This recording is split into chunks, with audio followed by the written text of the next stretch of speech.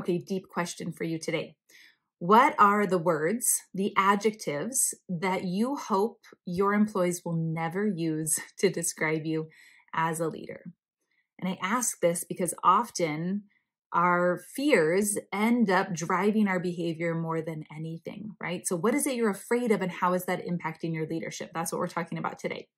I am going to share 3 common fears that I see in managers and the corresponding impact, because maybe you will resonate with one or more today, or it will spark ideas on what other potential labels you're fearing.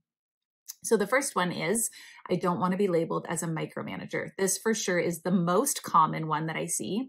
And what happens is if I'm worried about being labeled as a micromanager, sometimes I step back too much and I provide too vague of direction, or I don't check in frequently enough, don't give feedback when needed, and my employees start heading in directions that are not helpful.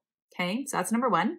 Number 2 is a fear of being perceived as bossy or too controlling, kind of a my way or the highway sort of attitude. And so the over rotation that I see here is being too democratic, needing to collect and honor everyone's opinions more than is actually physically possible. And all of a sudden the team is stalled because you can't even make a decision now for fear of upsetting somebody. So that's number 2. And then number 3 is a fear of being labeled as unsupportive, maybe kind of out of touch or not caring enough.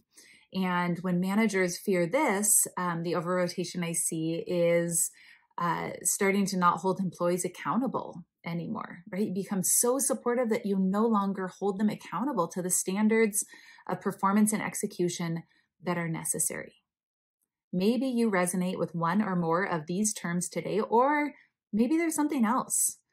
What is the label that you do not want connected with your name? And how is that potentially impacting your leadership abilities, performance in a negative way?